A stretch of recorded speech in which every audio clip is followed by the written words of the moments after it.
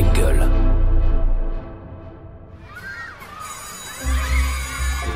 Quand j'étais petite, je voulais être... Quand j'étais petit, je voulais moi, être... quand j'étais petite, je voulais faire... Alors, moi, quand j'étais petite... Petit, moi, je voulais être... J'ai toujours eu envie Petit, je voulais être... Quand on entend sa voix, on a envie de se taire. Et puis, quand on le voit, on peut tomber par terre. Non, pas la faute à Voltaire, mais à celui qui eut, longtemps, des airs de jeune premier et pour qui on serait prêt à parier qu'il sera vieux, le dernier. Alors non, on ne présente plus l'homme de cinéma déjà césarisé, ni l'homme de théâtre, lui aussi moliérisé, mais qui, oui, qui connaît les premiers pas sur les planches de ce petit-fils d'immigré? Qui connaît l'enfance éternelle de cet esthète aux 1000 facettes?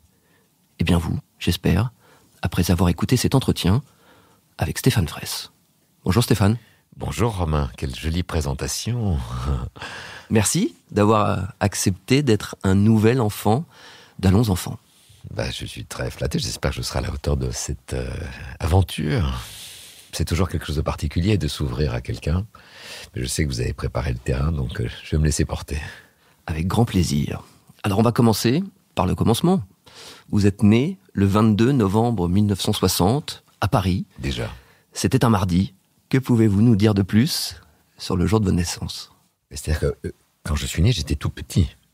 Donc ma mémoire, qui est déjà à l'âge où je suis, est en train de défaillir. Et je sens qu'elle va défaillir de plus en plus avec tout ce que vous allez m'annoncer et me donner comme émotion, parce que je suis quelqu'un qui est très rapidement ému et qui pleure très rapidement aussi. Donc faites attention à moi, surtout en ce moment.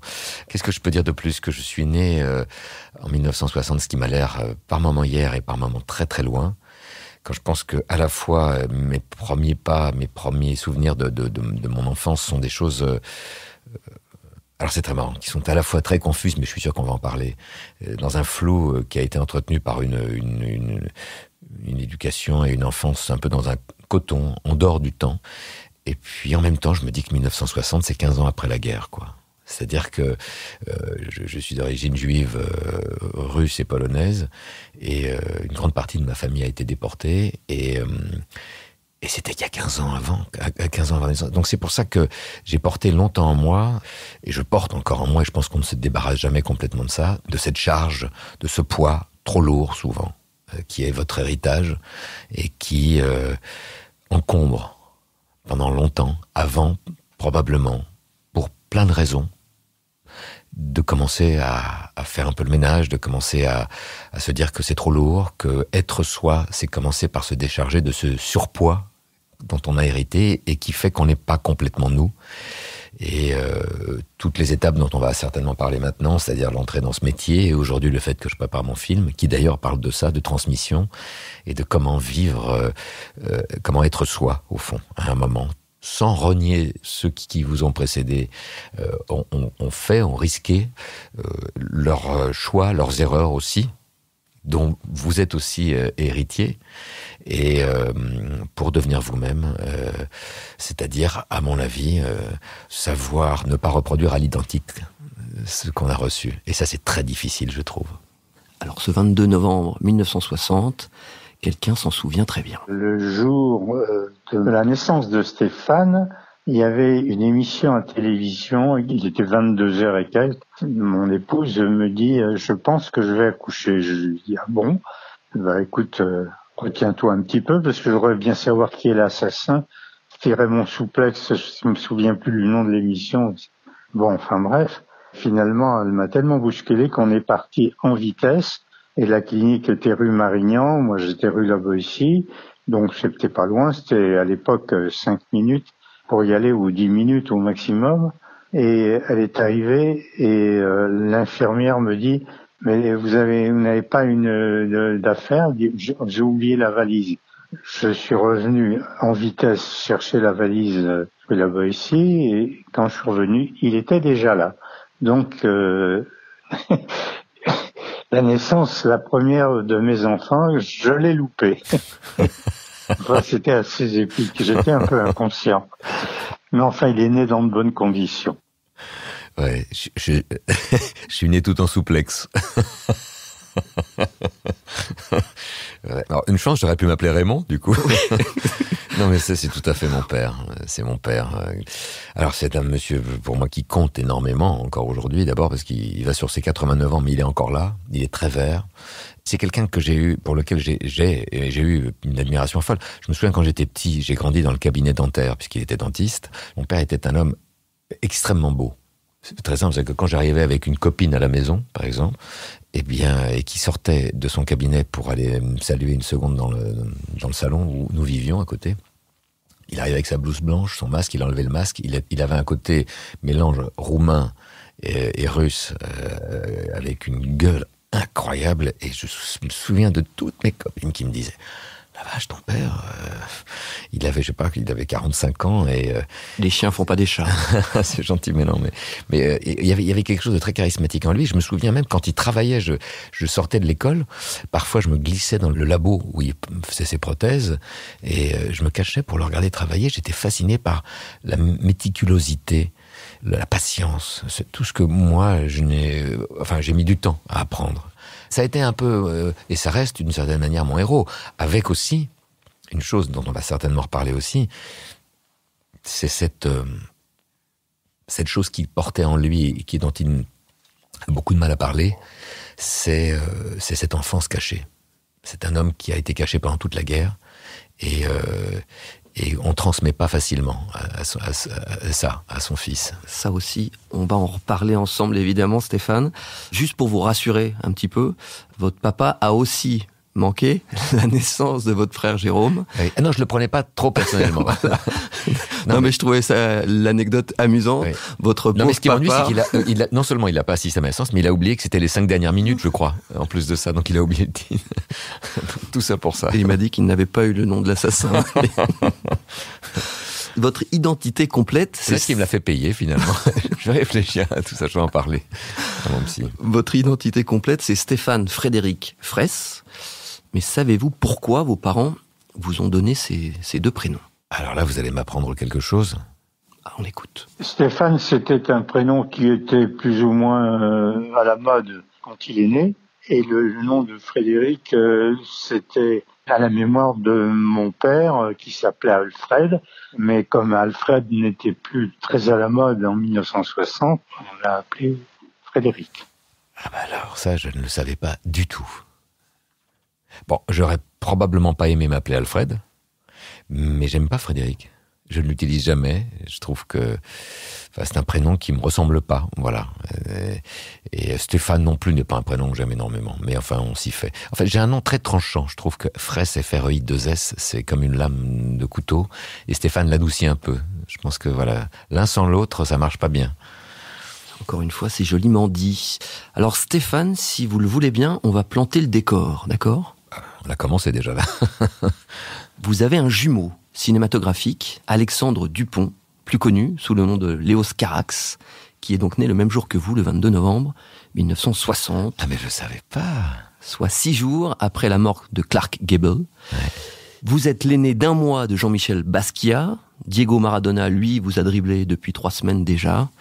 Cette année-là, Brasilia devient la nouvelle capitale du Brésil et Léopold Sédar Senghor, le premier président du Sénégal. Cette année-là également, alors que le nouveau franc débarque dans nos porte-monnaies, le premier satellite météo déboule, lui, dans l'espace. Cette année-là, encore, Fellini reçoit la Palme d'Or pour la Dolce Vita, le Rhinocéros de Ionesco se rue au théâtre de l'Odéon, et enfin, Romain Gary propose La promesse de l'aube. Selon vous... C'est beau, mais j'ai envie de pleurer déjà. Est-ce qu'un de ces événements a plus particulièrement... Je pense que vous avez déjà une idée de réponse, mais je vais la faire tarder, cette réponse, parce que vous m'avez mis les larmes aux yeux, parce que ça m'a l'air si loin et si près en même temps. Quand on parle de l'espace, on est encore en 1960, à 9 ans de me poser un homme sur la Lune. On parle de Ionesco, on parle du théâtre de l'Odéon, devant lequel j'habite et où j'ai joué, quand j'ai été à la Comédie Française. On parle de gens de cinéma, de gens que j'ai admirés. On parle d'un monde que j'ai un peu fait mien aussi. Et puis évidemment, on parle de mon héros, celui avec lequel je vis depuis quelques années maintenant, Romain Gary, qui, en réalité, je trouve, n'a pas été dépassé depuis, dans ce qu'il incarne comme citoyen républicain, courageux, plein de contradictions, par moments exemplaire, par moments très discutable, mais un homme politiquement incorrect, et c'est tout ce que j'aime en fait. Voilà. Alors on va parler de vos parents. On a déjà entendu votre papa, Jacques. Vous l'avez dit, juif ashkénaze, né à Paris en 1932. Malheureusement, sa maman tombe malade quand il a 6 ans et demi. Il se voit donc confier le temps d'un été, normalement, dans une famille du côté d'Orthez, dans le Béarn. On est en 1939, et ce qui devait durer 2 mois, le temps d'un été, durera finalement 6 ans. C'est un peu ce que vous avez évoqué tout à l'heure. Ouais, c'est inimaginable en fait. Je pense qu'aucun de nous, aujourd'hui, dans notre monde qui déjà est très compliqué, on vient de vivre 1 an de confinement et encore, par à coup, on a été libérés, a été l'aise des traumatismes dont on se remettra pas facilement. Mais moi, je le sais, et je le vis à l'intérieur de moi depuis quelques semaines, voire quelques mois. Je pense que c'est inimaginable ce que ces enfants ont vécu. D'être arrachés à leurs parents, dans un cadre qui leur était tout à fait nouveau, en se disant demain, c'est le dernier jour, comme nous on se dit, notre confinement s'arrête demain. Mais là, au moment où on se parle, on ne sait pas combien de temps ça va durer encore. On est en train de se déconfiner, mais qu'est-ce qui va nous arriver ? Et cette menace de ne pas revoir son père ou sa mère, de devoir faire sien une nouvelle mère, qui n'est pas votre mère, mais qui vous aime. Donc ça veut dire apprendre à aimer des gens qui vous étaient hier inconnus, dans un lieu qui vous est inconnu, quand à un moment de votre vie vous êtes si fragile, si vulnérable. En disant tous ces mots, je commence à comprendre pourquoi j'ai hérité d'une certaine manière de cette vulnérabilité, de cette fragilité que j'ai cherchée, comme j'ai pu, au début, quand on a 18 ans, maladroitement, mais désespérément en même temps. L'espace où on peut respirer un air où on se dit, même à moyen terme, il y a encore de la joie à venir, et pas cette espèce de traumatisme dont j'avais pas conscience, parce qu'il n'en parlait pas, mais qu'il portait tellement en lui et en elle, ma mère, de manière déguisée, de manière tue, mais de manière sourde, mais de manière très lourde. Et j'ai mis tout ce temps d'arriver aujourd'hui pour préparer ce film qui raconte ça. Vous vous rendez compte ce que ça veut dire ? On n'a qu'une vie et on se bat pour essayer de tirer les fils de la pelote et arriver à comprendre un tout petit peu d'où on vient et comment ça se passe. Mais ce traumatisme qu'ils ont vécu, je trouve que je ne trouve pas d'équivalent. Et ça me donne de l'indulgence, une indulgence énorme. Alors votre maman, vous l'avez évoqué, Hélène, elle naît en Belgique en 1940, d'origine juive polonaise, comme vous l'avez évoqué, à qui vous ressemblez aussi pas mal. Qu'est-ce que vous estimez avoir pris de votre papa et de votre maman ? On se dit généralement qu'on fait un acte de rébellion, qu'on s'arrache à son milieu familial quand on est dans l'adolescence et qu'on sait mettre un coup de couteau pour trouver sa propre identité, savoir dire merde à son père et à sa mère. Couper le fameux cordon. Couper le cordon et surtout à un moment arriver à se dire que oui, c'est mon père et ma mère, mais c'est aussi un homme et une femme. Et ce sont 2 êtres qui ont fait des erreurs et que je peux arriver aujourd'hui à me permettre de le dire. Et moi, j'ai mis beaucoup, beaucoup de temps à tout ça. Je suis un lent, en fait. Je suis un lent qui est en hyperactivité, mais quand on me laisse à moi tout seul, je peux être une espèce de type qui est chez lui, en solitaire, un peu sauvage, alors que que j'ai besoin de cette activité, mais je suis un lent, je mets beaucoup de temps pour faire remonter à la surface les choses qui me sont essentielles, puisque le reste ne m'intéresse pas. Je pense que, vous savez, je trouve cette phrase magnifique de Romain Gary, qui disait « Il ne suffit pas de venir au monde pour être né ». Et moi, il m'a fallu beaucoup de temps pour naître. Je pense que j'ai une première naissance. Je digresse un peu, mais je vais revenir à la question. Je digresse un peu parce que on parle de ceux qui m'ont donné la vie, et en réalité, j'ai le souvenir aigu de ma première naissance, c'est celui où je rentre dans un cours d'art dramatique. Je suis né à 18 ans. Oui. J'ai beaucoup aimé cette phrase. Oui, je suis né à 18 ans et je le pense encore. Bien sûr que je renie pas ce que mes parents ont cherché à me donner, mais pour eux, c'était difficile, ça a été confus, ça a été maladroit, ça a été parfois pas bien fait. Enfin, c'est facile de le dire aujourd'hui, mais eux-mêmes auraient aimé probablement mieux le faire.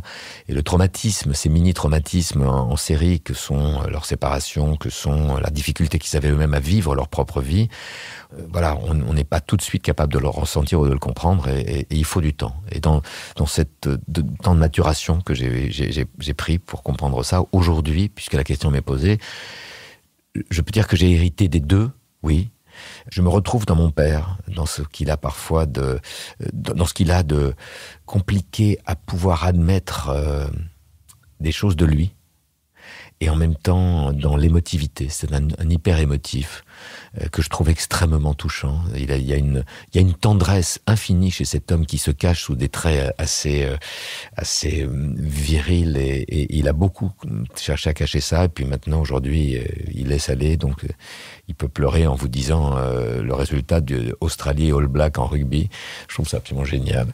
Et en même temps, je viens de passer des moments un peu plus compliqués dans ma vie personnelle, et c'est en parlant avec lui que j'ai compris en l'entendant me donner des conseils, que j'ai compris que j'avais encore, de ce point de vue-là, pas encouragé ce rapport d'homme à homme. Tout d'un coup, c'était plus simplement mon père, c'était un homme qui me donnait des conseils sur comment se tenir dans une relation douloureuse ou amoureuse. Voilà. Et votre maman, alors ? Et alors, ma mère, c'est un personnage dont j'ai hérité pour d'autres raisons. Je pense que c'est une femme qui cherche toujours quelque part ailleurs sa vérité.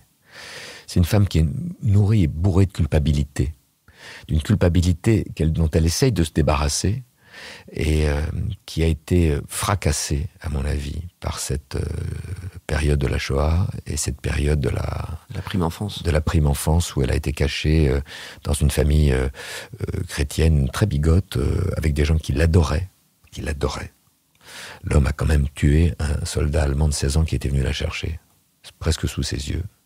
Donc c'est des actes qui marquent. Vous voyez. Donc en fait, elle était fille d'un couple polonais caché à Bruxelles, grandissant pendant 5 ans dans un milieu où elle allait tous les dimanches à la messe, avec des gens qui étaient comme leur père et leur mère, et dont elle a dû s'arracher à l'âge de 5 ans. Je ne sais pas si vous vous rendez compte de la violence de ce que ça représente. Quand elle a retrouvé ses parents. Quand ses parents, naturels. qui venaient de temps en temps la voir quand même, hein, mais qui venaient quand ils pouvaient, avec le risque de se faire attraper et d'être déportés. Et ça, elle s'en est, jamais débarrassée. C'est-à-dire qu'en fait, elle a cherché...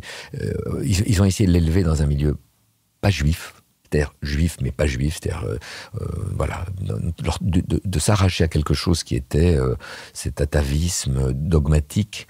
Et en fait, finalement, elle y est revenue de manière encore plus violente, je dirais, plus entière, plus par moments excessive aussi, parce que quand on vous met à distance de quelque chose, au lieu de vous faire découvrir cette chose et de vous laisser le temps de l'approcher ou pas, de faire votre propre choix, il se passe ce qui se passe.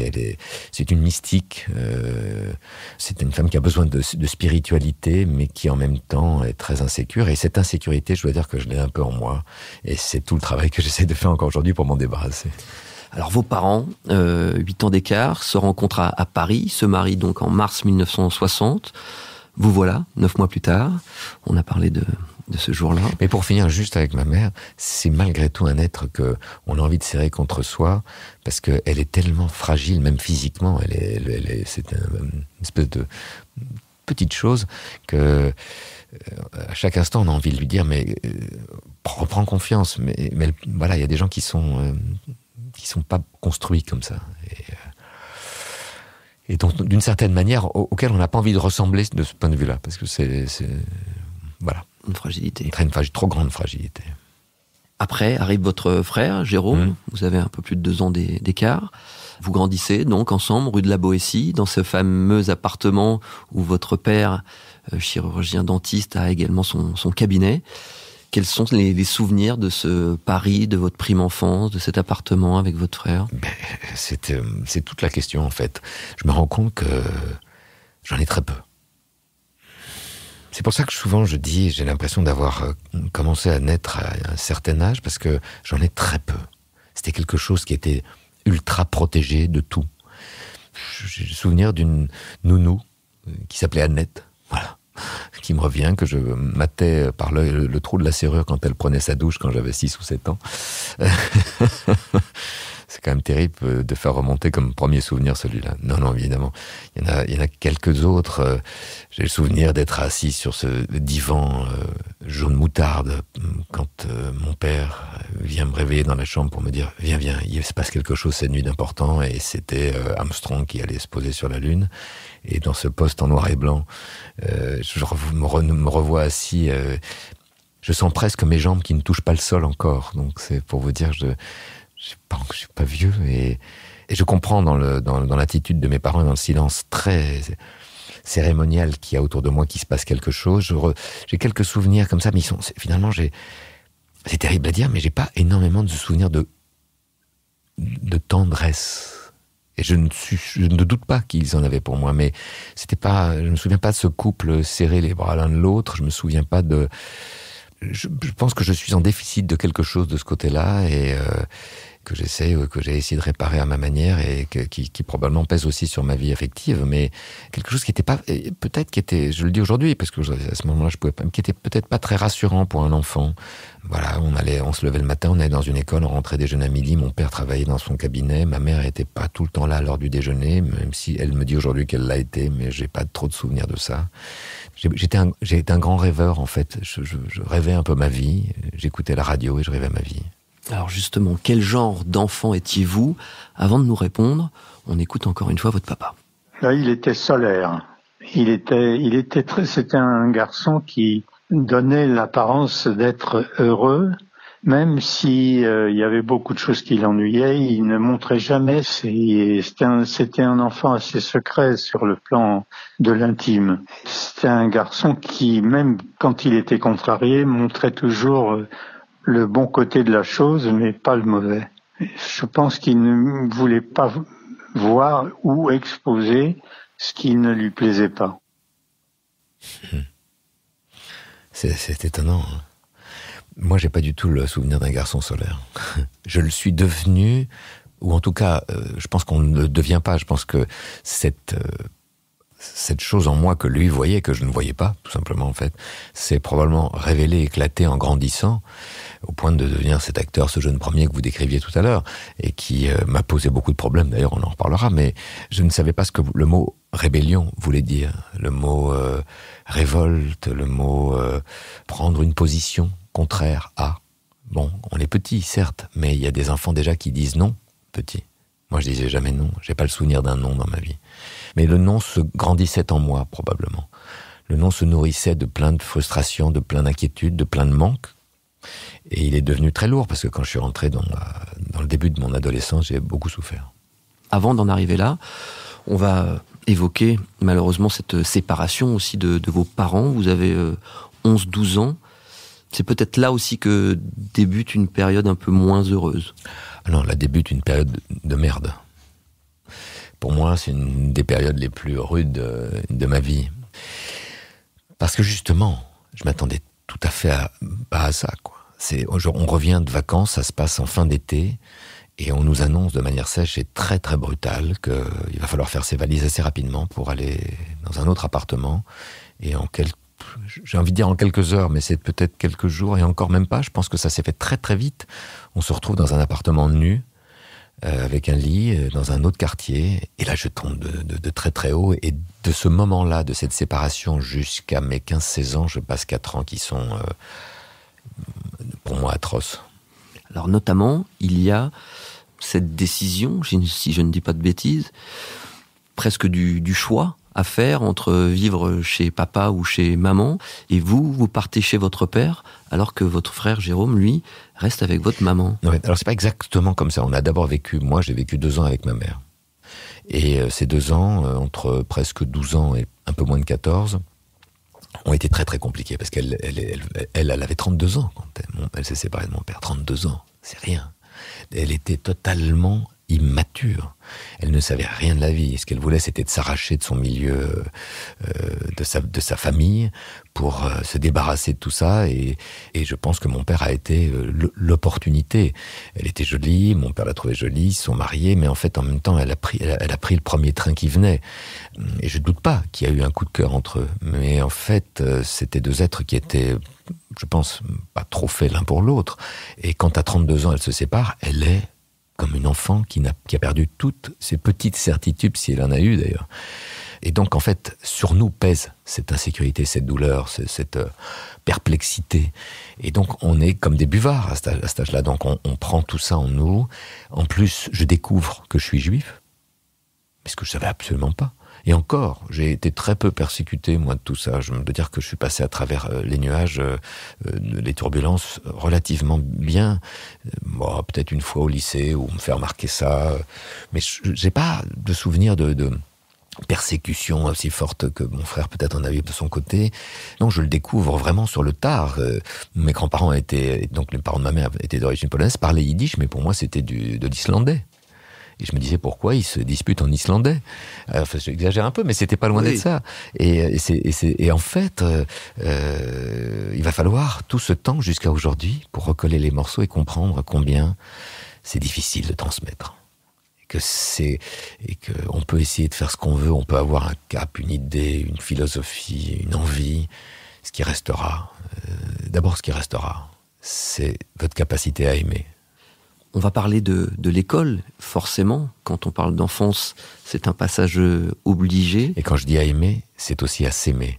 Je pense que j'étais face à des êtres, pardon, Romain de vous interrompre, mais je pense que j'étais face à des êtres qui avaient aussi beaucoup de mal, eux, à s'aimer, parce qu'ils héritaient de tellement de trucs monstrueux, d'une pesanteur inouïe, que pour apprendre à s'aimer, il faut du temps, et on va chercher chez l'autre, et on se construit jour après jour, donc on transmet pas à ses enfants immédiatement une chose sereine, une chose aussi joyeuse que ça, et la joie peut-être qu'ils pouvaient avoir par moments était, plus des fulgurances qu'une chose qui était profondément en eux, je pense. La transmission, c'est évidemment une thématique qu'on va largement aborder un peu plus tard dans Allons enfants. Pour revenir justement à l'école, j'ai aimé, c'est peut-être pas le bon mot, mais j'ai trouvé ça intéressant, ce choix de cette école Steiner. On le rappelle, une école alternative où vous allez vous retrouver avec votre frère Jérôme. Pareil, quand vous êtes au collège, là aussi, c'est une expérience pour vous plutôt très compliquée. Très malheureuse. J'ai l'impression que depuis qu'on se voit, je ne dis que des choses. En fait, je suis un mec qui aime bien se marrer, qui aime plaisanter, mais c'est vrai que là, quand on commence, en fait, il faut sortir de... On va monter crescendo. Non, mais c'est pas que... Attention, je ne dis pas que j'ai été face à des êtres qui ne se sont pas bien comportés. Je pense qu'ils étaient... Au contraire, si je suis aussi proche d'eux encore aujourd'hui, c'est parce que j'ai une énorme tendresse pour tout ça et que je commence à comprendre ce par où ils sont passés. Mais... c'est vrai que ça n'a pas été facile. Et que Steiner, on parle de Steiner au XIVe siècle, c'est-à-dire c'est pas aujourd'hui. C'était hallucinant. Je m'en ressens. Vous êtes à Paris, on le rappelle, pour le cadre, et vous vous retrouvez à côté de Beauvais, au fin fond de la campagne. Entre Méru et Beauvais, dans une campagne. Et on arrive avec mon frère. Le matin, on nous réveille. On prend un bol d'une espèce d'infusion dégueulasse, et en faisant quelques mots devant un portrait de Steiner qui est sur le mur, donc on est pratiquement dans une secte, ok. On sort avec mon frère, on remonte une petite rue de village. Il faudrait que je retrouve le nom du village, avec des enfants qui savent pas comme nous où on va. J'ai l'impression d'être de nouveau dans les années que mon père me racontait de lui, dans le Béarn. Et à un moment, on nous dit « Ah, attendez, on va prendre une brouette ici. » Donc on prend une brouette. Moi, j'ai quand même 13 ans, mon frère a 11 ans. On prend une brouette et on nous met dans un champ et on nous demande de choisir quels légumes on va vouloir cultiver. Et donc, je choisis, je me souviens, les carottes. Mais je pense quand même être venu ici pour faire des études. Et après, on nous amène un peu plus loin sur cette route vers l'école. On monte les marches, on s'assoit dans une salle où les enfants n'ont pas tous le même âge, puisque je me retrouve avec mon frère qui a 2 ans de moins que moi, 2 ans et demi, presque 3 d'ailleurs. Et là, je vois un type avec une chevelure einsteinienne qui nous dit prenez un papier et un crayon.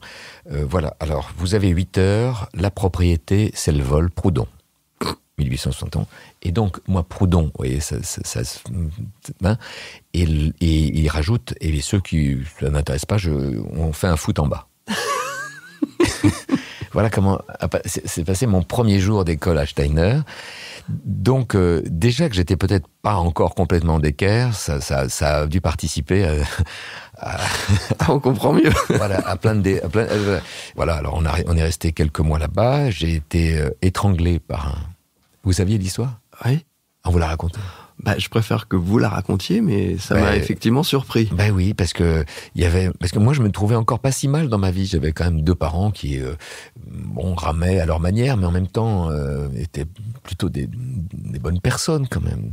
Quand je dis plutôt, c'était des bonnes personnes qui nageaient à leur manière, mais c'était des bonnes personnes. Et voilà que je vois un garçon qui, chaque fois, quand le week-end arrive, nous, on se tire, et lui reste seul. Et il est allemand. Donc, un jour, je le ramène... Je lui dis, mais tu peux pas rester tous les week-ends chez toi, ta famille vient quand ? À la fin de l'année. Alors ça me crevait le cœur, donc je le ramène chez moi. Je me souviens qu'à 13 ou 13 ans et demi, je l'amène dîner avec l'argent que mes grands-parents m'avaient donné dans un restaurant pour adultes. On a tous les deux 13 ans et demi. Hein.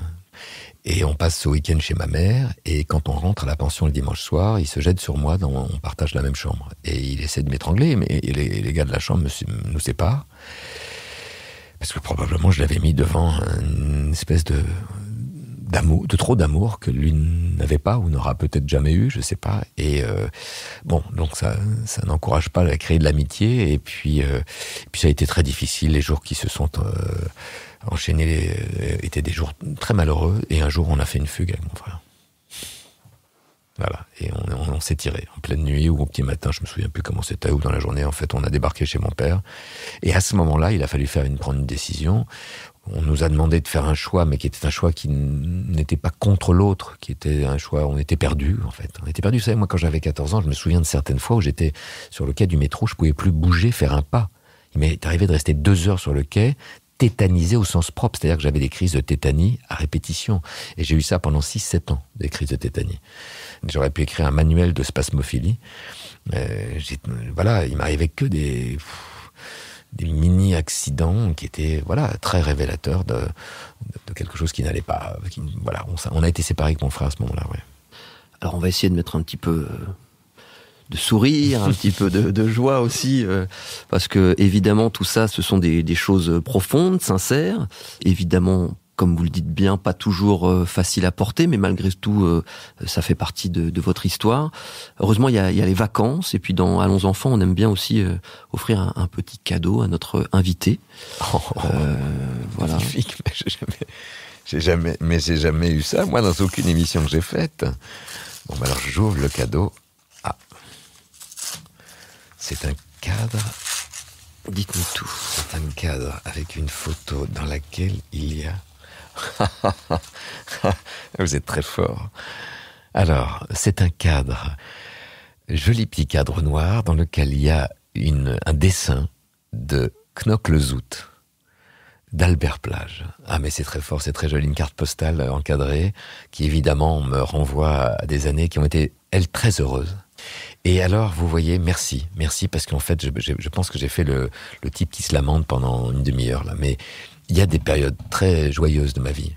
En fait, quand mon père s'est installé, il pouvait pas s'installer tout de suite parce je crois qu'il a fait beaucoup de travaux dans son cabinet dentaire. Moi, je me suis retrouvé à passer de longs mois, voire peut-être la première année de ma vie, entre eux à Sèvres et puis ensuite beaucoup chez mes grands-parents à Bruxelles. Et mes grands-parents étaient des êtres que j'ai adorés, qui ont traversé des périodes de chagrin dans leur vie, que nous n'atteindrons jamais, nous deux en tout cas, et tant mieux, additionnés, et tant mieux, et qui ne se plaignaient jamais.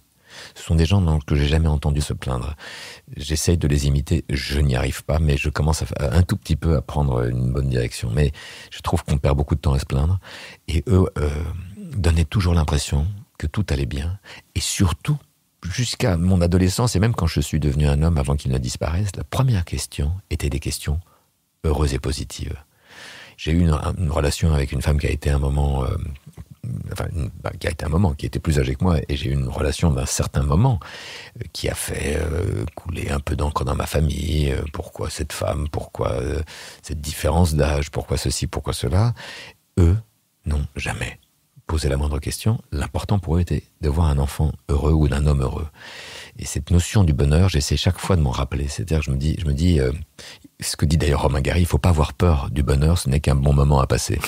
et j'essaie de prendre ça parfois comme devise quand je suis rattrapé par des espèces d'élan de nostalgie. Donc, Knokke-le-Zout, j'allais à Knokke-le-Zout avec mes grands-parents qui avaient un appartement là-bas, et on était sur une petite plage à fabriquer des fleurs en papier. Je me souviens, en papier crépon qu'on vendait avec des couteaux. Et ça, c'est un moment proustien. Vraiment. J'ai l'impression que tout ça est diffusé derrière une lumière pleine de soleil belge de mois d'août où il fait beau, mais c'est cette chose qui est baignée aussi de l'iode de la mer, de cette odeur que j'ai encore dans le nez, et de mes grands-parents très attentifs, ayant très peur qu'il m'arrive quoi que ce soit, parce que ça, je me souviens aussi, ça d'eux.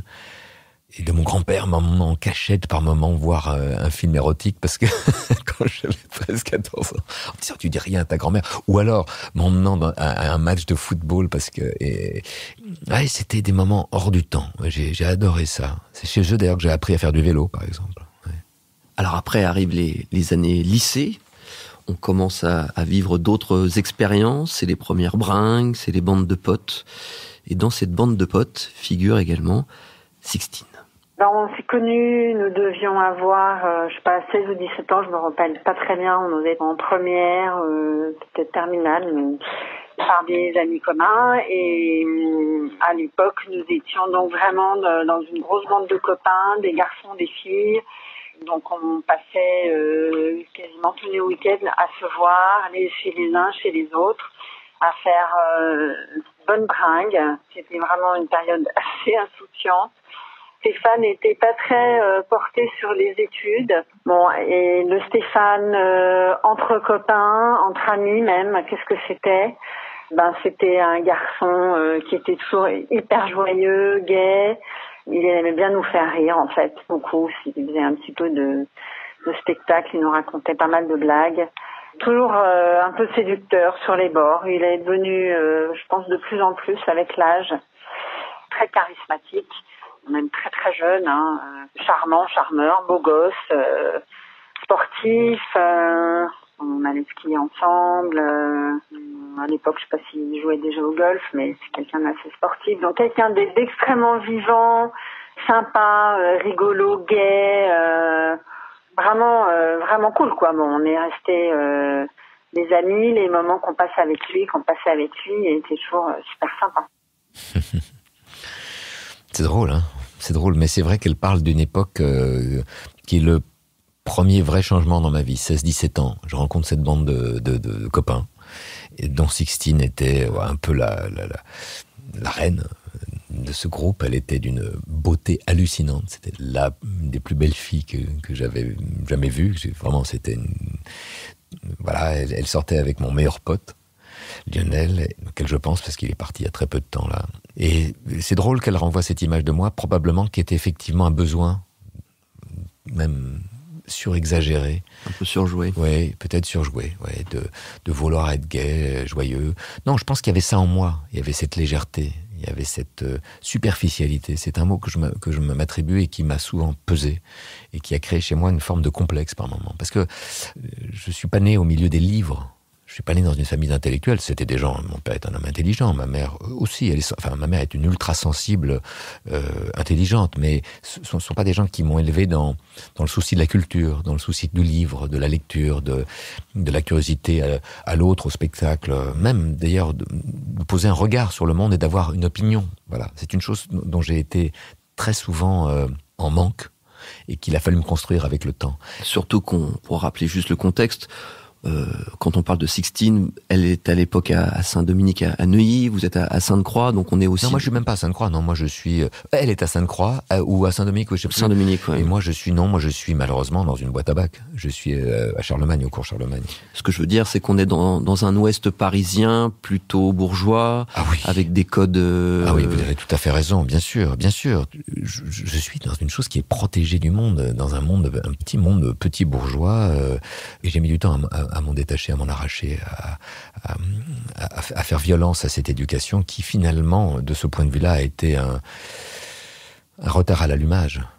Voilà. J'ai d'ailleurs souvent bêtement envié ceux qui avaient été mis dans la rudesse de la vie plus tôt, ou parce que la connaissance livresque ou intellectuelle, ou parce que malheureusement la connaissance aussi du terrain, c'est-à-dire de ne pas avoir de quoi vivre, de quoi manger, de quoi devoir se battre très tôt. Non, moi j'ai pas eu à devoir me battre très tôt. Et je trouve que pendant très longtemps j'ai été protégé, trop protégé.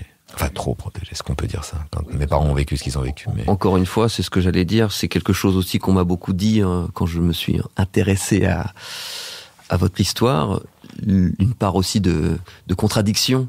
Vous dites que vous avez été super protégé, tout en révélant aussi un contexte très singulier, avec 2 parents qui ont été cabossés par la vie, et donc ça n'est pas si simple. Oui, vous avez tout à fait raison. En fait, c'est une protection qui n'était pas une protection, intelligente, au sens où on vous apprend où vous êtes et d'où vous venez. On vous protège parce qu'on vous met à l'écart de ce qui pourrait être une agression, mais c'est pas comme ça qu'on protège. On protège en initiant, on protège en instruisant, on protège en montrant, en responsabilisant. En armant. Ouais. En armant, mais en armant, moi je répare aujourd'hui depuis quelque temps, et depuis maintenant un certain temps, et probablement mon métier aussi m'a donné ça, je répare par ce besoin de lire. En même temps, je lis très lentement, mais il n'y a pas un jour où j'achète pas un livre. Ou presque. Donc c'est une forme de besoin de combler quelque chose qui m'a probablement lourdement manqué.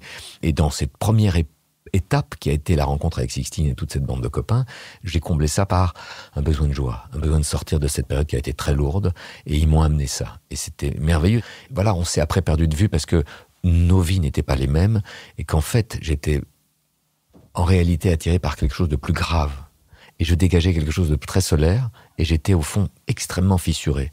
Ça a toujours été très très difficile pour moi de vivre cette contradiction, ce que les gens voyaient de moi et ce que je ressentais de moi. Elle l'évoque, Sixtine, vous êtes drôle, vous êtes dans la séduction, vous êtes charmeur. C'est évidemment quelque chose qui compte dans la vie d'un jeune homme. Quel est justement ce rapport le rapport amoureux, le rapport à... Mais la séduction, c'était pour cacher ce qui se passait. Je me rendais compte que j'arrivais... c'était pas... J'étais peut-être... Je pense pas que... Je n'en jouais pas. Oui, j'aimais jouer comme quand on a 16-17 ans et qu'on aime séduire, mais je me rendais pas compte que c'était encore quelque chose qui était très très fort en moi, et qui était ce besoin effectivement de pas faire voir derrière ce qu'il y avait. Je pense que c'est ça. Je voulais pas m'apesantir, je voulais pas faire voir le garçon qui avait vécu ça, donc je donnais à voir un type qui savait faire avec un peu tout. Et comme j'étais plutôt de ce côté-là, plutôt gâté, c'est vrai que j'ai eu ces petits dons, pas grand-chose finalement, de faire semblant à tout. Alors après, il y a cette fameuse rencontre, une rencontre qui va changer votre vie, c'est le théâtre, bien évidemment.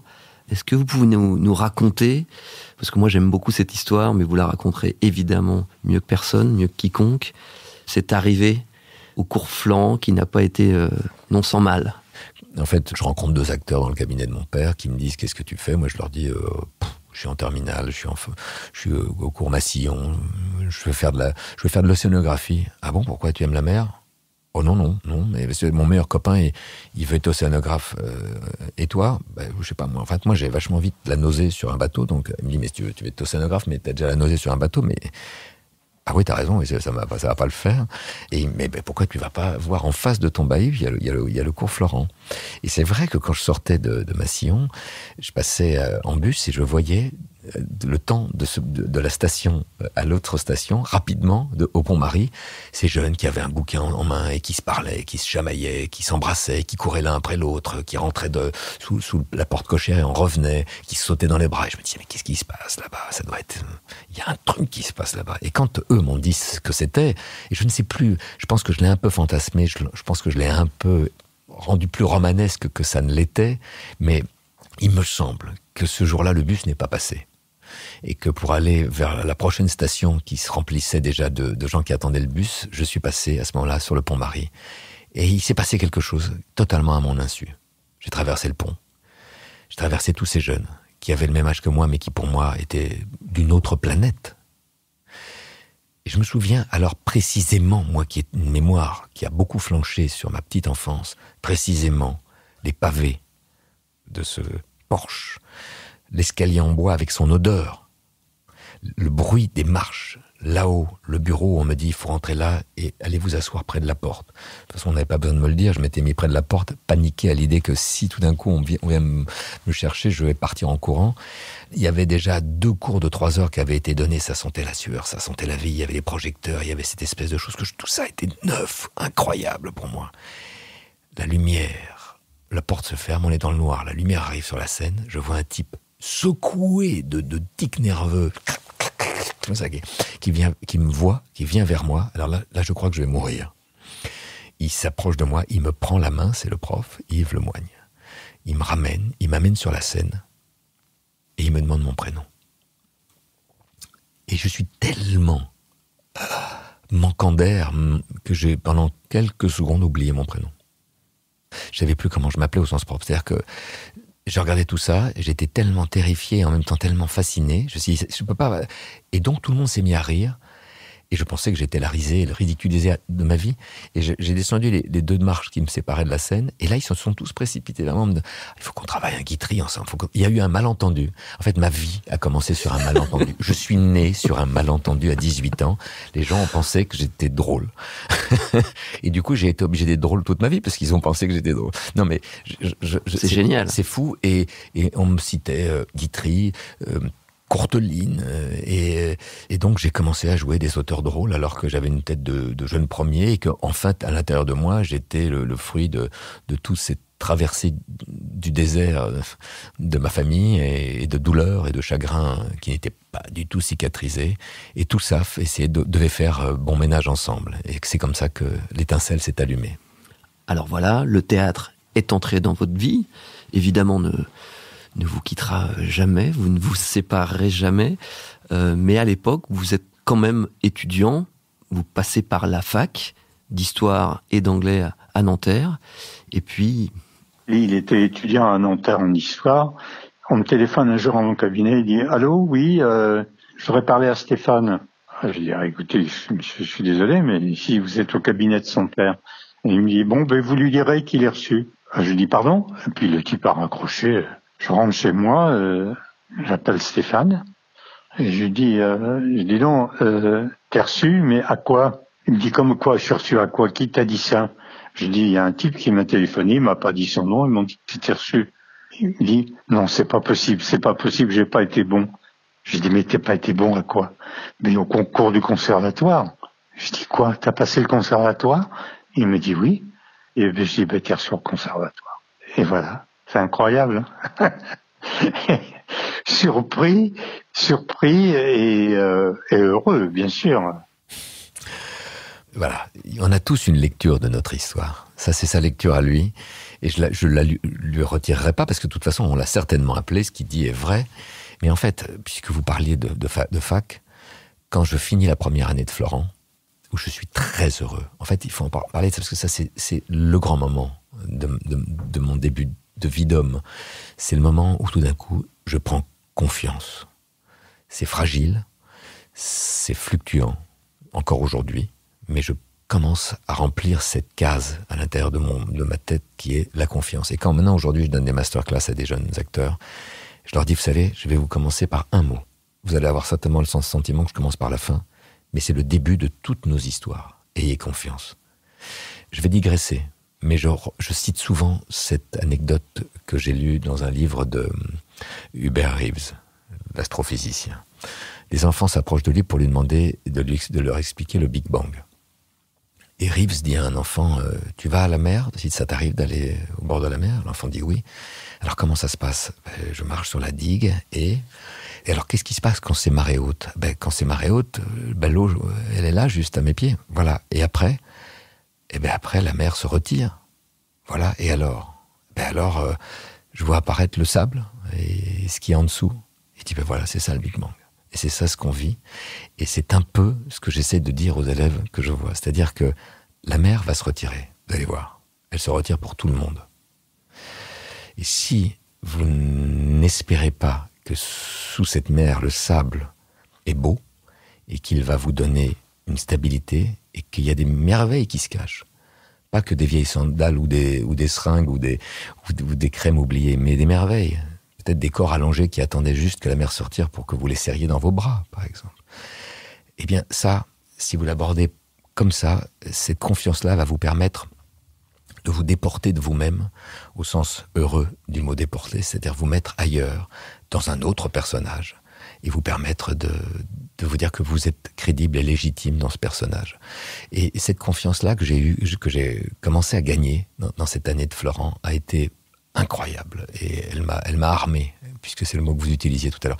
Elle m'a armé, elle m'a donné ce courage. Après, j'ai fait 2 ans de fac parce que mon père était probablement pas prêt à entendre. J'aime bien parce qu'il romantise aujourd'hui toutes les choses, mais c'est son caractère. Je trouve ça tellement charmant. Mais en fait, c'était pas aussi simple que ça. On est en 78, entre 78 et 80. L'art dramatique, on entend surtout dramatique. Hein. Et mon père est de la première génération de ceux qui, entre guillemets, réussissent. Avant, c'est très populaire dans ma famille. Ce sont des petits joailliers, des petits... des tailleurs. Des tailleurs, c'est des gens qui gagnent chichement et péniblement leur vie, qui ont été poursuivis, pour qui tout est assez fragile. Et d'ailleurs, ce qui est terrible, c'est que cette première génération qu'il incarne a fait écran de fumée sur la vie dure des ceux d'avant, qui vous donne à voir le monde et les hommes comme il faut aussi savoir les regarder, apprendre à les regarder.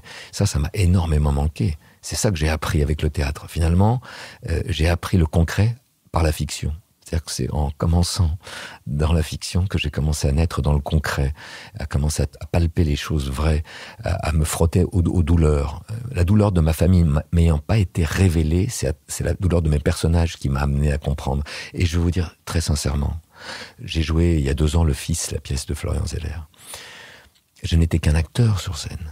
Je voyais tous les jours mon fils se suicider. Le nombre de gens qui venaient me voir pour me parler de leur cas personnel. Alors que finalement, il y a tant d'émissions à la télé qui racontent ça beaucoup mieux que du théâtre.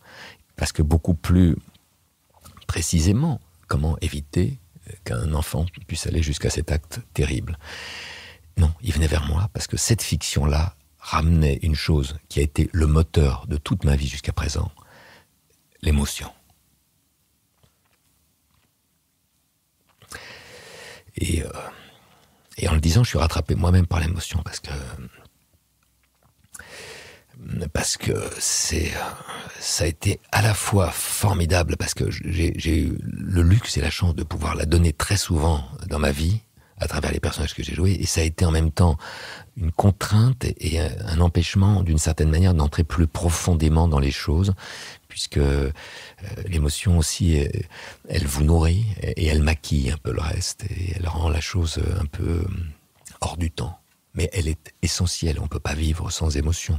Donc moi, j'ai hérité de ça probablement de mes 2 parents, et je l'ai alors développé de manière exponentielle au fur et à mesure que j'ai avancé dans ma vie. Alors c'est en ça où je pense que cette rencontre, et avec le théâtre, puis avec le cinéma, était faite parfaitement pour vous. Oui, mais on peut se poser la question. Et on va y venir justement, juste pour... parce qu'on ne va pas occulter toutes les belles choses que vous avez retrouvées sur votre chemin et qui ont fait aussi qui vous êtes aujourd'hui, on va dire, par rapport à l'homme public, à la notoriété, à la reconnaissance de votre travail, de Premier Désir, ce tout premier film au cinéma aux côtés d'Emmanuel Béard, puis vous allez tourner avec Agnès Varda dans Santoine Lillois. C'est évidemment ce rendez-vous en 1989 avec, quand vous n'avez à peine 30 ans, Les Chouans et ce film de Philippe de Broca pour lequel vous allez être reconnu et recevoir ce prix du César du meilleur espoir. Toute cette partie-là, elle est évidemment très intéressante, mais dans Allons enfants, l'idée c'est d'être et sur l'enfance et sur la transmission. Donc on va laisser cette très belle parenthèse qui est encore la vôtre sur votre carrière, mais on va essayer de se projeter un peu sur la transmission qui, je trouve, est un sujet très intéressant et qui vous concerne sur plein d'aspects. Je voudrais qu'on écoute déjà quelqu'un qui vous connaît bien et qui va remettre un point essentiel dans ce que vous êtes, c'est aussi le travail. On écoute Philippe, si vous le voulez bien. Il a énormément de talent, on le sait, mais c'est un talent qui est énormément travaillé. C'est un gros bosseur. Et c'est ce qui m'a inculqué dès le départ, dans ses conseils en tant que jeune comédien, il est aussi jeune comédien, il m'a tout de suite transmis ça. Le travail, et le gros travail, et le vrai travail, intensif, que c'est pour montrer son travail. C'est un gros bosseur. Et donc immédiatement, moi j'ai eu cette référence-là. C'est que rien ne s'acquiert sans ce travail-là. Comme il a une curseur de travail assez élevée, c'est vrai que lorsque j'avais d'autres interrogations que d'autres comédiens, j'avais pas les mêmes conseils. Voilà, moi j'ai tout de suite vu quelqu'un de talentueux, par son naturel, mais surtout par son travail. Voilà. Ce qui m'avait marqué la première fois que j'avais vu un de ses scénarios sur un personnage qui travaillait, Ton scénario est rempli de notes. Il a plus travaillé souvent le scénario et son personnage que l'auteur lui-même. Il est rentré en profondeur, il lui a inventé son passé, il lui a inventé son avenir, il lui a inventé tout ce qui l'entoure. Ça peut paraître laborieux pour plein de gens, mais c'est pour lui essentiel. Et donc, du coup, même, ça m'est paru normal aujourd'hui, lorsque je travaille maintenant en tant que metteur en scène avec toute mon équipe, d'avoir au plus possible sa méthode d'aller en profondeur. Et je pense que de toute façon, on a tous à y gagner parce que c'est beaucoup de temps, il y consacre beaucoup de temps, mais ça paye à la fin. Et puis après, quand on a pris goût à cette méthode, on ne peut plus en sortir. On est en sécurité une fois qu'on a bien entouré nos personnages. Et une fois qu'on a bien bossé, quel que soit le domaine. Lui, c'est dans la comédie, mais d'ailleurs, il emploie de cette manière-là dans tout ce qui l'entoure. C'est d'abord une discipline humaine. Il a en tant qu'homme, il est là prolongé dans son métier, mais il va beaucoup bosser, beaucoup réfléchir. Là, c'est un garçon c'est comme un frère pour moi, Philippe Dajou. Il a été acteur, puis réalisateur aujourd'hui. C'est un type qui incarne, s'il y a un mot qui doit le résumer, c'est générosité. C'est un des hommes les plus généreux. Et après, ce qu'il dit est très beau et je pense que c'est pas complètement vrai. Mais ça me touche énormément. Mais c'est pas complètement vrai.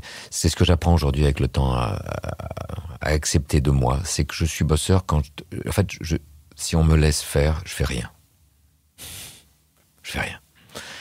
Mais si on me propose quelque chose, si tout d'un coup je vois que je dois aller là, parce qu'il y a un enjeu, ou qu'on me le propose, ou que je sens que c'est le moment de le faire, alors là, je ne peux pas faire autrement. Je suis d'une exigence et d'une insatisfaction qui d'ailleurs m'ont valu beaucoup qui m'ont fait du tort dans ce métier, parce qu'on a dit « Ah ouais, mais tu vas travailler avec Fraisse, mais tu vas voir, c'est chiant, parce qu'il va pas te laisser en paix. » Mais alors c'était vrai, c'était pas vrai. C'était vrai avec les gens qui me proposaient un travail qui était encore à faire et qui ne le faisaient pas. Donc je comprenais pas pourquoi on n'allait pas plus loin, parce que je me disais mais il y a des pépites qu'on va laisser là, quel dommage. Mais ceux comme De Broca, par exemple, comme Ozon, comme Streller, comme les grands avec qui j'ai travaillé, j'en oublie, pardon, mais on n'est pas là pour faire une collection de noms importants, mais ceux-là, je savais que si j'étais là, qui m'avaient choisi et qui me donnaient ça à faire, c'est qu'ils n'attendaient qu'une chose, c'est que je vienne à eux avec la matière qu'ils me donnaient et qu'elle était suffisante. Donc je remettais pas la chose en question. Et ce que je ne savais pas m'a appris à dire une chose, je ne sais pas. Et le regard que Philippe porte sur moi est un regard de tendre amitié, de profonde amitié, d'amour même. Mais il est un peu aveugle parce qu'en réalité, en fait, je me sens, encore une fois, ce mot de survoler un peu les choses. Je les survole et puis par moments, je sais que je vois une moue que vous faites, mais je les survole, mais peut-être comme une abeille, quand je vois la fleur, alors là, je m'arrête et je vais prendre tout ce qu'elle peut me donner comme pollen. Voilà, peut-être que c'est tout à fait moi, en fait, ça. C'est-à-dire que je peux rester en survol d'une zone pendant très longtemps. C'est ce que j'appelle être lent. Et puis, pour trouver la fleur. Quand j'ai la fleur, alors effectivement, là, j'essaie de lui prendre tout son pollen. Parce que je me dis que son pollen va me faire beaucoup de bien. Alors, vous vous épanouissez, évidemment, dans tout ce que vous touchez, en tant que comédien, en tant qu'acteur. Mais je pense, en tout cas, c'est l'avis de beaucoup de ceux qui vous connaissent bien, que vous auriez pu vous épanouir dans beaucoup de domaines. Stéphane, il aurait pu faire des dizaines de métiers différents. Je trouve qu'il est doué pour plein de choses. Tout ce qui touche à la beauté, à la poésie, à l'élégance, à la gourmandise. Je pense à son intérêt pour l'architecture, la déco. Il fait très très bien la cuisine. C'est un grand épicurien, oui. Il aime s'offrir des fleurs autant qu'en offrir. J'adore ça. C'est trop... Ah, c'est très beau, c'est très touchant. C'est 25 ans de ma vie, quoi. Que dire celui-là, c'est d'abord mon premier grand amour. C'est la mère de mes enfants. C'est quelqu'un qui, oui, me connaît extrêmement bien et qui a une indulgence et une patience avec moi extraordinaire. Je pense que j'aurais pas fait une partie de cette vie sans elle. Je pense pas, je le sais. Elle a été Elle disait d'ailleurs très souvent, j'ai pas besoin d'être actrice, je vis ça par procuration. Et elle le vivait vraiment. Elle n'a jamais été dans le doute, dans ce besoin égotiste de rivaliser avec moi là-dessus. Elle avait d'autres atouts, et ces atouts étaient magnifiques, et elle existait à mes côtés comme je prenais la lumière grâce à elle, et je dois le dire. Alors après, encore une fois, je suis toujours touché parce que quand on interviewe quelqu'un, il va probablement dire plus de bien que de mal de vous. Enfin, j'espère qu'il y en a qui vont dire du mal parce que ça me fera du bien. Mais j'ai peur de vous décevoir. C'est mon côté ashkenaz, attention. Mais parce que dans ashkenaz, il y a naz. Hein. Et là, depuis quelques années, j'ai fait un travail sur ça très fort, de me débarrasser de ce souci d'exigence, de perfection. De ne pas être à ce point dans l'attente d'une chose réussie. Et je me rends compte qu'en fait, on vit très bien en acceptant des choses qui sont ce qu'elles sont. Et c'est à nous de les transformer sans emmerder son monde. Pendant très longtemps, j'étais probablement... j'en demandais trop aux gens. Et j'ai appris avec le temps à me défaire. Mais c'est vrai, quand elle me cite la cuisine, c'est vrai qu'on la faisait ensemble, c'est vrai que... et j'adorais ça. Enfin, c'est vrai, oui, c'est vrai que j'aime la vie. Je me dis que ce serait dommage de s'en priver. Oui. Alors justement, la cuisine, c'est un des thèmes évoqués par Ursula. Et c'est une piste également largement confirmée, cautionnée par cette fois-ci une spécialiste. Voilà, il a cette sensibilité de la cuisine et l'amour du partage, du faire plaisir et du travail. Et il a beaucoup d'admiration face au travail, à un travail bien fait. Il est très sensible à tout ça. Il est très sensible aux gens qui vivent de leur travail et il y trouve une vraie beauté. Stéphane, c'est quelqu'un qui aime beaucoup le produit brut, il aime les produits de qualité. Moi, je lui ai toujours dit qu'il avait une passoire dans le palais, quoi, parce que un pépin de raisin, il l'avale pas, Stéphane. Je lui dis, c'est ma princesse au petit pois. Hein. Marie qui a cet incroyable lieu qui s'appelle le Coq à Juliena, en Beaujolais, qui est un lieu où il faut passer parce que c'est charmant, c'est un petit village. Un bistrot chic et rural, comme elle le définit. Ah ouais, mais d'abord, elle, c'est une personne absolument magnifique. Aussi, on parlait de générosité, mais là, tous les gens que vous m'avez cités, il n'y en a pas un qui échappe à ça. C'est des gens généreux, avec leurs difficultés par moment à faire face à ce qu'ils sont. Et c'est des gens, c'est tous des gens foncièrement humains. Foncièrement humains. Du premier jusqu'au dernier que je viens d'entendre, foncièrement humain. Marie, c'est une femme... alors elle, pour moi, c'est une femme solaire. C'est une femme qui ne se plaint jamais, sauf si vous allez la creuser, elle se lâchera un peu, mais ce sont des gens qui prennent la vie en se disant, mais...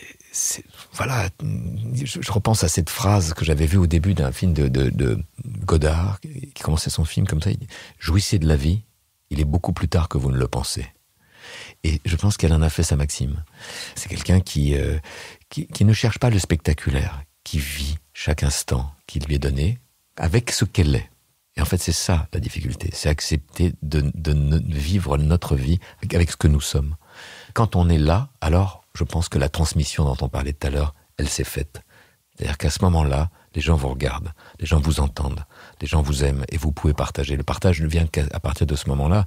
Ce sont des belles personnes. Et puis en parlant de beauté, on parlait d'Ursula, mais Sixtine a été ma copine lumineuse quand elle avait 16, 17, 18 ans. Puis quand je rencontre ma femme, je prends un vrai coup de soleil. C'est la beauté incarnée, absolue. C'est une chance aussi que de passer ses journées et ses nuits à côté de quelqu'un qui transpire cette beauté-là à l'intérieur et à l'extérieur. Ouais.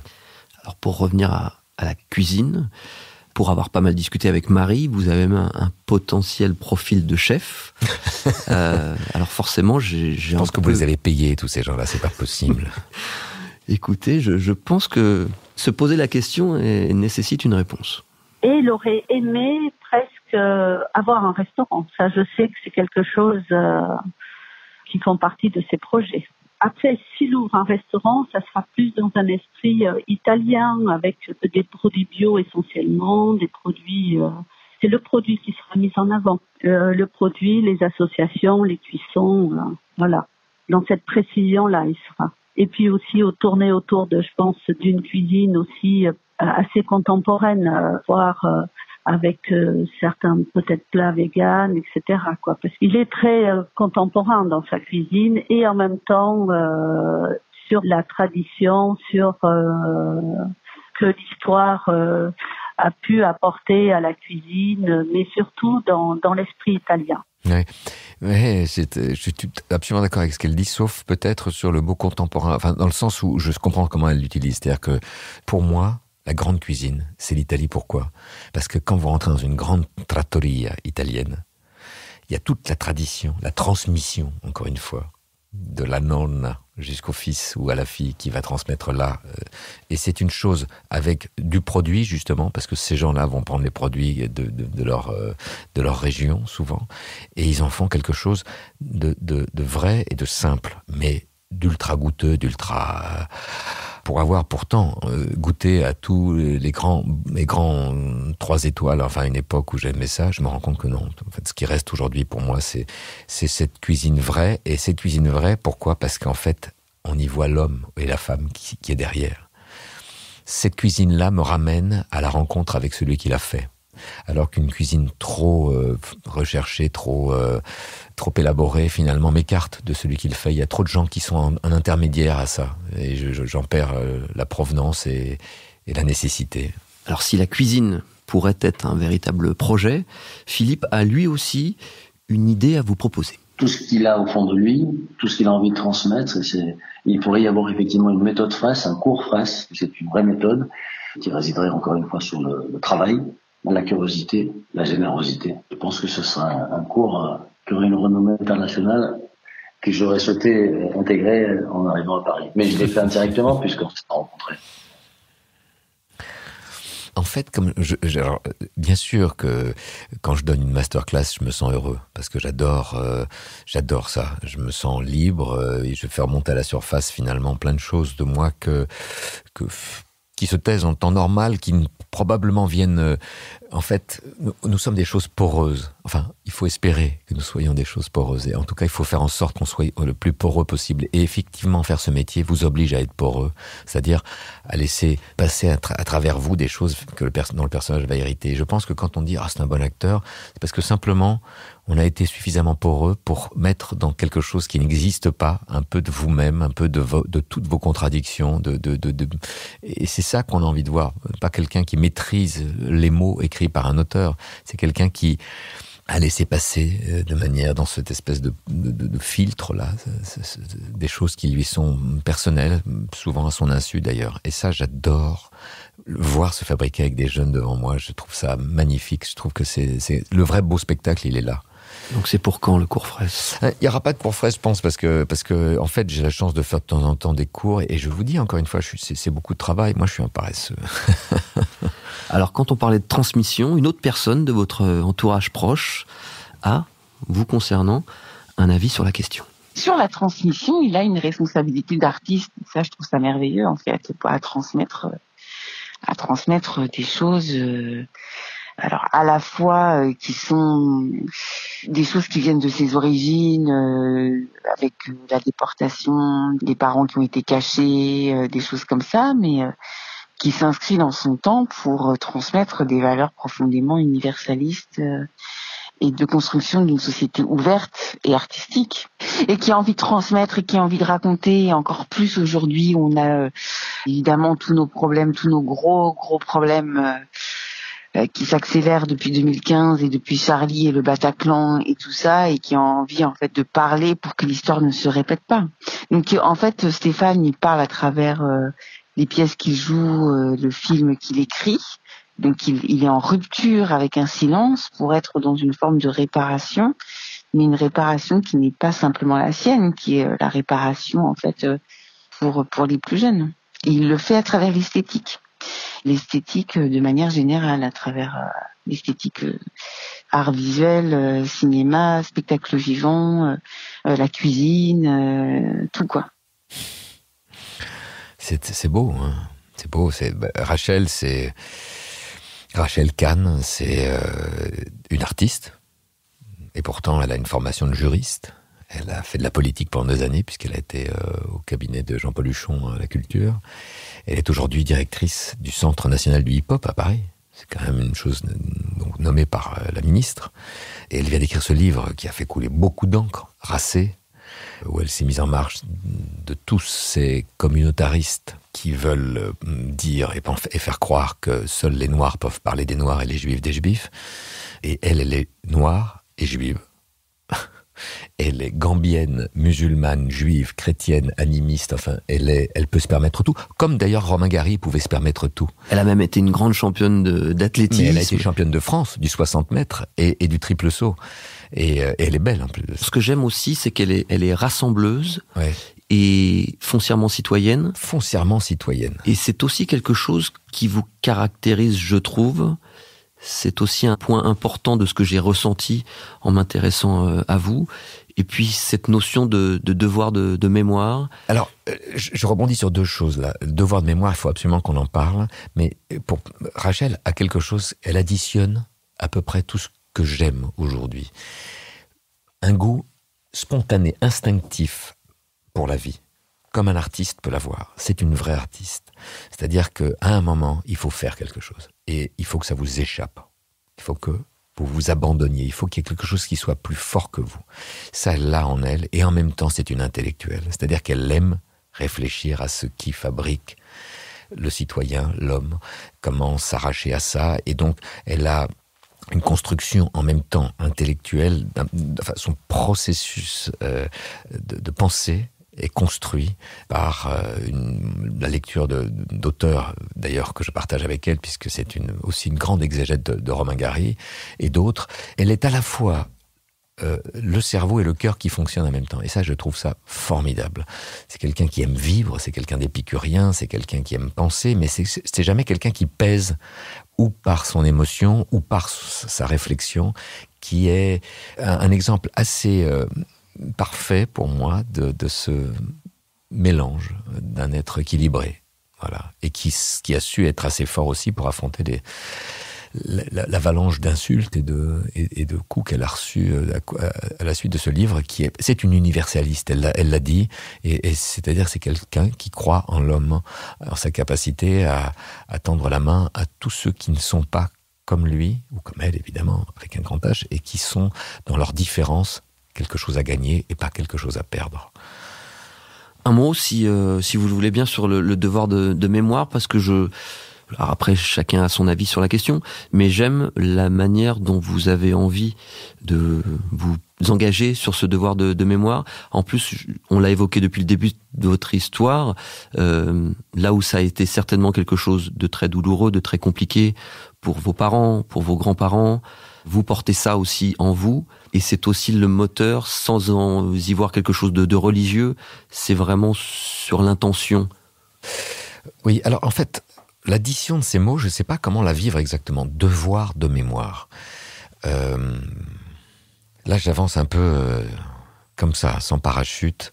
La mémoire, c'est ce qu'on est en train de vivre ensemble là, c'est-à-dire ce que vous me permettez de faire remonter à la surface. Et c'est ce qui probablement m'a fait agir, m'a fait faire les belles et les mauvaises choses dans ma vie. C'est-à-dire faire remonter à la surface tous ces événements qui font que je suis l'homme que je suis aujourd'hui. Le devoir de mémoire, c'est-à-dire en fait se souvenir de quelque chose qui ne vous appartient pas, parce que c'est aussi ça qu'on entend par devoir de mémoire, mérite qu'on s'arrête quand même 2 secondes. On est le résultat d'une éducation, d'une transmission, plus ou moins réussie, mais on sait très bien que ça ne se fait jamais parfaitement. Et puis, ensuite, on essaye de s'en débarrasser au mieux pour la faire sienne et se sentir assez costaud pour attaquer la suite.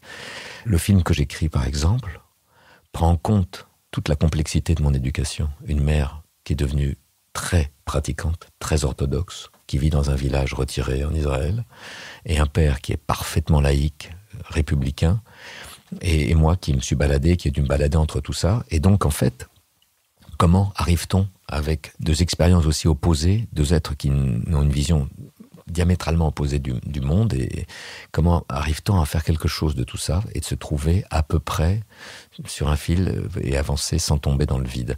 Voilà, mon devoir, si je dois utiliser ce mot, c'est d'avoir le courage de m'affronter et de faire remonter à la surface les choses qui me sont essentielles et de peut-être les faire entendre aux gens que j'aime. Pardon, je vais citer encore un auteur que j'aime, Albert Camus, qui dit « Être différent, c'est peut-être simplement avoir le courage d'être soi-même. » Et c'est pas facile d'être soi-même. Et c'est peut-être quand vous êtes un peu vous-même, comme quand je vous regarde, parce que les gens ne vous voient pas, mais vous êtes un homme très beau avec des yeux bleus qui pètent là devant moi. Et je me dis, vous me regardez depuis 1h30 maintenant, avec un vrai regard que vous portez sur moi. Et moi, je sais que c'est très important que quand je suis face à quelqu'un, je sente que ce quelqu'un, à un moment, fait fi de ces pensées parasites qui sont les siennes à ce moment-là et que j'arrive à l'atteindre. C'est pour ça que le spectacle est beau, parce que le spectacle permet tout d'un coup de vous faire oublier toutes ces choses qui vous traversent, et tout d'un coup, dans le regard du spectateur, il y a un moment d'état d'abandon qui est un état de communion. Et donc, ce souci que j'ai aujourd'hui, si devoir il y a, c'est d'essayer de me libérer de ça, pour faire entendre effectivement l'homme que je suis en train de devenir. Ça demande du courage, parce que le courage, ça veut dire danger, ça veut dire péril, ça veut dire risque, ça veut dire dépasser. Et je pense que, voilà, après, en parlant de ce que je raconterai, j'espère, dans ce film que je m'apprête à tourner, je vais évidemment, d'une certaine manière, raconter aussi ce par où mes parents sont passés et tous les traumatismes que les générations qui m'ont précédé ont vécu. Mais c'est autre chose. On arrive sur la fin de l'émission, même si j'aurais envie de parler encore de beaucoup de choses. Vous êtes le père de 3 enfants, Camille, Ruben et Bianca. On a parlé depuis le début de l'enfance. Quel genre de papa êtes-vous, et justement, qu'est-ce que vous avez envie de leur transmettre? Et il me reste combien de temps? C'est à vous de déterminer.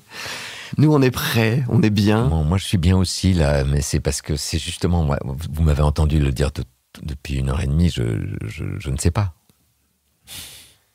Ce que j'ai envie de leur transmettre, c'est déjà qu'on puisse s'approcher les uns des autres avec plaisir, avec bonheur, avec curiosité, avec envie, que j'ai envie d'aller vers eux, qu'ils aient envie de venir vers moi. Il sera toujours temps, avec le temps, de voir ce qui reste de tout ça. Et s'il n'y a pas d'envie, je vois pas ce qui reste alors. S'il n'y a pas d'envie. Une envie qui vient d'une nécessité, qui vient d'une urgence, qui vient d'une honnêteté, qui vient d'une curiosité. On m'a dépeint, en vous entendant, comme quelqu'un qui avait tant de dons et tant de talents. Moi, je dis souvent, je ne sais pas. Et c'est vrai, je le dis sincèrement, je ne sais pas. Je ne sais pas ce que je transmets à mes enfants. Ce que je vois aujourd'hui, c'est que j'ai des enfants qui me plaisent énormément. Et que dans leur solidité par moments et dans leur fragilité à d'autres moments aussi, ils me plaisent. Je pense qu'une des grandes forces aujourd'hui d'un homme, encore une fois, entendez toujours par homme, d'un être humain, c'est ses capacités à douter. C'est dans ce moment de doute qu'on devient fort, et pas dans le contraire, dans la certitude pour moi. Et donc, c'est dans ce moment-là où on devient fragile, poreux, que l'autre vient à vous, et qu'à ce moment-là, la rencontre peut se faire. On n'a qu'une vie, et il faut juste prier d'être assez poreux pour faire quelques très belles, très fortes rencontres. Et je leur en souhaite de très belles. Où est l'enfant encore en vous aujourd'hui? Allez. Mais oui, hein, allons-y. On y va? Oui. Je le regarde toujours comme si c'était un enfant, en fait, Stéphane. On a travaillé sur Gary ensemble, où je lui donnais un petit coup de pouce, un regard en fait sur sa mise en scène pour La Promesse. Donc c'est hyper intéressant qu'il ait choisi quand même une trajectoire de l'enfant jusqu'à l'adulte de Gary. Ça veut dire quelque chose. Ça veut dire qu'en fait il est très relié à toutes les étapes de sa vie. Moi, si j'étais metteur en scène, je pourrais le faire jouer à la fois le rôle d'un enfant de 8 ans et le rôle de quelqu'un qui a 103 ans, en fait. Donc, il a une palette en termes d'âge qui est hyper importante, parce qu'il est relié toujours à son essence d'enfant, en fait, dans son déploiement. Là, en plus, récemment, on est en pleine discussion sur les trucs Instagram, TikTok, les réseaux sociaux, donc il me fait beaucoup rire. Non, mais c'est un ado, hein. Non, mais vraiment. Non, mais pour de vrai. C'est un ado. Moi, j'ai l'impression que quand je parle à Stéphane, enfin, à certains endroits, j'ai l'impression de parler comme avec ma fille qui a 16 ans.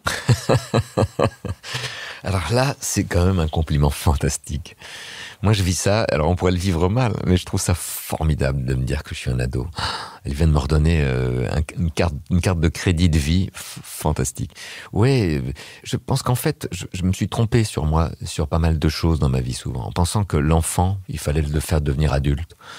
En pensant que il y avait trop de légèreté, trop d'insouciance, trop de superficialité. Mais ça a été aussi malheureusement alimenté par des films comme Chouan. Parce que Chouan me fait arriver dans ce métier d'une manière que j'aurais pas voulu avoir, en fait.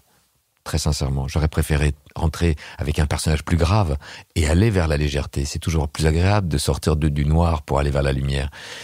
On prend les lunettes qu'il faut pour affronter la lumière. Mais quand vous arrivez en pleine lumière et que vous descendez dans le noir, vous dites pourquoi c'était bien avant, j'avais plein de lumière. Donc en fait, j'ai commencé avec un film en plus de ça qui trahissait un peu qui j'étais au fond dans la complexité de cette chose, de toutes ces fissures, de toutes ces espèces de bouillonnements, de questions qui étaient même pas encore à peine posées sur moi, sur mon identité, sur tout ça. Et j'affichais un personnage qui était léger, qui était virevoltait. Et donc on a retenu très rapidement de moi ce type-là, avec les yeux bleus. On se dit bon, un type comme ça va aller dans sa vie. On va pas s'emmerder avec un type comme ça. Lui, il va. Pour lui, c'est facile. Voilà. Et pour lui, c'est facile est devenu très souvent difficile à vivre pour moi. Finalement, ce que tout le monde identifie comme vos armes, c'est aussi quelque chose qui vous réduit à trop peu. Elles se sont retournées contre moi, ces armes. Mais en même temps, par moments, j'ai senti même des coups partir et me traverser. Elles ne m'ont pas tué. En tout cas pas jusqu'à présent, mais elles m'ont fait devenir meilleur. Vous voyez, en vous parlant, je me rends compte qu'effectivement, il reste une part d'enfance en moi, et celle-là, maintenant, je vais la protéger. Eh bien, écoutez, Philippe aussi, on voit en vous l'éternel enfant, et il en parle aussi très bien. Pourquoi il a gardé cette enfance? Il a gardé encore cette folie au fond de lui, cette folie de l'enfance, d'avoir envie de découvrir plein d'autres personnages, plein d'autres histoires, plein d'autres aventures. C'est ça, sa partie d'enfance. C'est que comment on va continuer à s'amuser, et comment? On devait partir, lors de nos premières vacances ensemble, on devait partir en Corse. Au dernier moment, j'avais décidé une destination parce que j'avais un arrêt de pièces et lui avait un trou aussi dans son emploi du temps. La veille de partir en Corse, il m'appelle, il me dit, tu préfères pas qu'on parte à New York? On va tout réserver pour la Corse. Et le lendemain, en fait, on a tout annulé. On est parti à New York, rejoindre un ami à nous qui s'appelle Manu Katché, pour aller à Woodstock, la 2e édition. Donc on a vécu une folie, mais décidé à la dernière minute. Donc il est capable de tout ça aussi. Donc je l'ai suivi. Mais on a fait ça 100 fois. Et on continue à le faire parfois. Donc c'est ça, c'est pas une complexité, c'est sa folie. C'est beau ce qu'il dit, et j'aimerais qu'il ait encore une fois complètement raison. Est-ce que...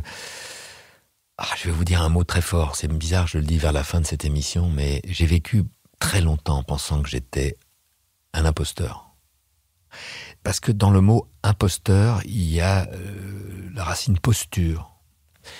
C'est-à-dire que je me demandais si je me trouvais pas dans une posture face à tant de situations que, comme certains disent, avec un peu de don et de talent, j'arrivais à gérer. Comme un Zelig dont on se dit, c'est qui à côté de Stéphane Fraisse? C'est... Voilà. Et ça, j'ai su le faire, c'est vrai. Mais j'ai su le faire parce que probablement j'ai toujours voulu cacher cette fragilité que j'ai eue en moi, cette vulnérabilité. Et je pense qu'en fait, avec le temps, je comprends que c'est dans cette vulnérabilité-là que je suis capable, comme dit Philippe à l'instant, de me trouver encore cette, entre guillemets, folie, d'oser ce que certains, à nos âges, en tout cas à mon âge, ne font plus. Parce qu'ils l'ont ou fait avant, ou se sentent plus l'envie ou le courage de le faire. Cette sévérité avec vous-même, c'est un ressenti qu'a eu aussi Ursula. Souvent, je l'ai entendu un peu sévère à l'égard de cet enfant qu'il a été, alors que je trouve qu'il s'en sort merveilleusement bien, parce que ça n'a pas toujours été facile. Et il a très fort en lui cette enfance, ce regard émerveillé qu'il pose sur beaucoup de choses, des choses toutes simples, comme un enfant qui s'émerveille d'un papillon, d'une fleur, d'un poème, d'un regard, des petites choses de la vie. Il est très sensible aux détails, comme les enfants. Alors ça m'émeut tout ça. Ouais, je pense que je me fais surprendre encore souvent. Je suis un hypersensible en fait. Et c'est bien? Je sais pas en fait si c'est bien ou pas. Je suis comme ça. J'ai appris à ne plus me juger, ou j'apprends à moins me juger. je suis comme ça. Je peux parfois, je viens de vivre une histoire intense d'amour avec quelqu'un qui était tout le contraire de ce que je suis, et sur certaines choses, pas sur tout, loin de là. Mais par moments, je n'osais même pas dire, quand elle me demandait, mais t'as fait quoi de ta journée, surtout en plein confinement où le métier s'était arrêté, ce que je retenais, c'était peut-être la main d'un homme de 95 ans posé doucement sur le cou et l'épaule d'une dame qui est passée devant moi, devant le jardin du Luxembourg. Ils sont passés lentement et j'ai vu l'homme mettre la main sur l'épaule et sur le cou de cette femme. J'ai compris qu'elle amorçait un sourire et je ne sais pas vous dire, je les ai regardés marcher pendant 5 minutes, ils avançaient lentement dans le parc et j'ai été bien. Et ça a fait ma journée de confinement. C'est tout. C'est très difficile à dire quand vous avez l'impression que vous perdez le sens des réalités avec ce confinement. J'ai perdu le sens de la notion de société, le sens même de pourquoi j'étais là. Non seulement pourquoi je faisais ce métier. Je me souviens de Noiret qui me disait un jour, alors qu'on attendait sur un cheval dans les Chouans, est-ce que le plan se monte et que De Broca était à 250 mètres avec une longue focale et qu'on attendait, et à un moment, il avait mon âge aujourd'hui à peu près, il m'a dit, tu vois Stéphane, je crois que j'en ai un peu assez de faire l'enfant. Et non, il faut pas en avoir assez. Mais il faut aussi, à un moment, ne plus être simplement soumis, comme le métier d'acteur le demande trop souvent, à l'autre. C'est pour ça que j'écris aujourd'hui, c'est pour ça que je veux réaliser. C'est-à-dire, non seulement laisser vivant l'enfant, qui reste probablement encore toujours, qui remonte à la surface en moi, mais surtout lui donner la chance qu'on le voit encore. Parce qu'avec ce qui s'est passé, on le voit moins. J'ai eu la chance d'avoir certains personnages qui m'ont permis d'exister. Et ce que j'aime souvent à dire, mais que je pense profondément, c'est pas moi qui ai choisi mes personnages. C'est eux qui m'ont choisi. Et si je suis ce que je suis aujourd'hui, avec toutes ces contradictions, c'est grâce et pas à cause d'eux. Mais quand tout d'un coup, le temps s'arrête à cause de cette saloperie de virus, et que vous ne savez plus pourquoi vous vous levez le matin, pourquoi tout, c'est terrible. Je pense que je fais partie des grands traumatisés de cette année qui vient de se passer. Alors juste pour revenir sur vos enfants, sur cette nouvelle génération, sans jugement, ni pire ni meilleur, mais évidemment bien différente de la vôtre. Quel rapport vous avez justement avec cette nouvelle génération, avec cette nouvelle enfance ? Alors c'est très marrant parce que pendant longtemps, la jeunesse me faisait un peu peur. Quand j'étais jeune, c'était plutôt vers les gens plus âgés que j'allais. Comme si j'avais besoin d'eux pour me rassurer. Comme si la jeunesse que j'avais face à moi, j'étais pas capable d'y faire face. Je sais pas comment vous dire ça. Et donc en fait, j'allais chercher quelque chose de rassurant. Et aujourd'hui, en fait, je me rends compte du parcours que j'ai fait. Je me rends compte que la jeunesse de mes enfants, par exemple, pour parler d'eux, est une source de vitalité pour moi, une source d'inspiration fantastique, qui arrive dans un moment terriblement dur de notre histoire, parce que toutes ces contraintes amoureuses, ces contraintes sociales, ces contraintes professionnelles, ces contraintes de toutes ce qui sont mises sur notre route, endommagent quand même une partie de cette jeunesse et la rendent moins insouciante. C'est un mot magnifique, l'insouciance. Et l'insouciance, on l'entend plus beaucoup parler d'insouciance. On entend les gens de ma génération en parler encore. Mais l'insouciance, j'entends rarement mes enfants parler d'insouciance. Et ça, c'est un mot important. Insouciance. C'est-à-dire qu'on enlève le maximum de soucis de nos vies. Je pense que c'est très difficile d'être jeune aujourd'hui. Et comme je suis heureux d'avoir eu d'une certaine manière, une époque d'insouciance.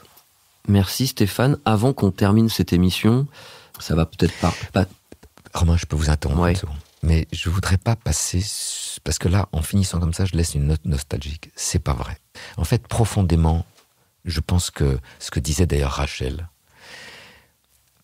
il y a à se battre et à construire encore un monde tout à fait, non seulement tout à fait possible, mais tout à fait heureux. notre responsabilité citoyenne n'a jamais été aussi engagée, ne serait-ce que par l'artiste qui est, par exemple, à l'intérieur de mes 3 enfants, d'ailleurs, qui sont, pour des raisons différentes, un peu dans la direction que j'ai prise, moi, dans ma vie. Ils ont une responsabilité fantastique pour faire encore que le monde soit demain un monde qui fabrique de l'envie, de l'espoir, de la surprise, du partage, de la main tendue, de la curiosité à l'autre, de l'amour, quoi. Voilà, en fait. Je crois qu'il n'y a pas de mot plus fort que ça. J'en connais pas. Alors, quelqu'un avait effectivement envie de vous faire passer un message d'amour. Je veux dire quelque chose encore sur Stéphane. C'est que c'est un fils merveilleux. Voilà. C'est un type bien. Je suis heureux de l'avoir comme fils. Mais il le sait. Il sait que je l'aime profondément. Comme dirait Pascal Bruckner. C'est un bon fils.